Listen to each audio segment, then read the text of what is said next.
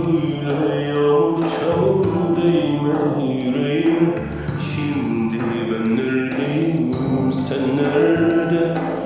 Söyle ay doğmadan düşmesin yaş gözüme. Şimdi ben neredeyim, sen nerede? Dışarıda kar yağıyor, benim içime yağmur. Ağlama göz bebeğim, biraz daha dur.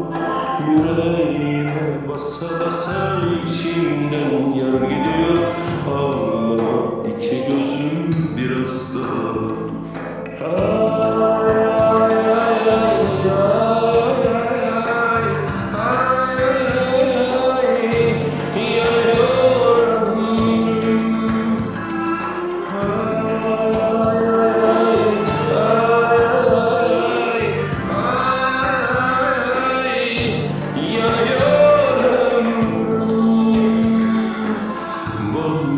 Yağmur çamur değmedi yüreğime.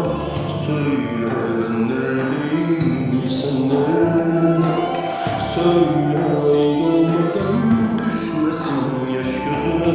Söyle ben neredeyim, sen nerede?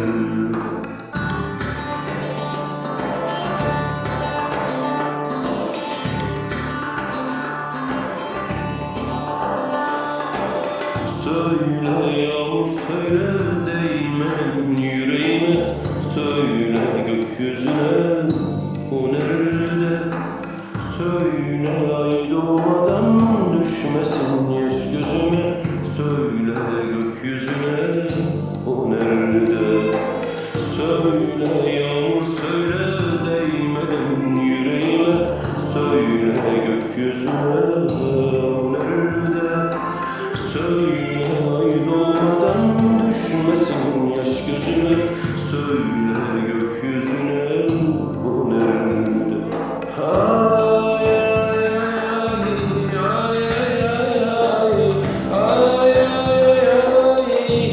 yanıyorum.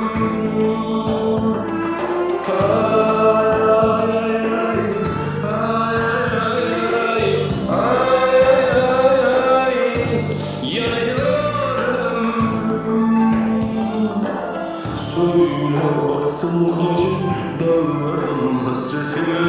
Söyle bilmesen de o nerede? Söyle baksın gece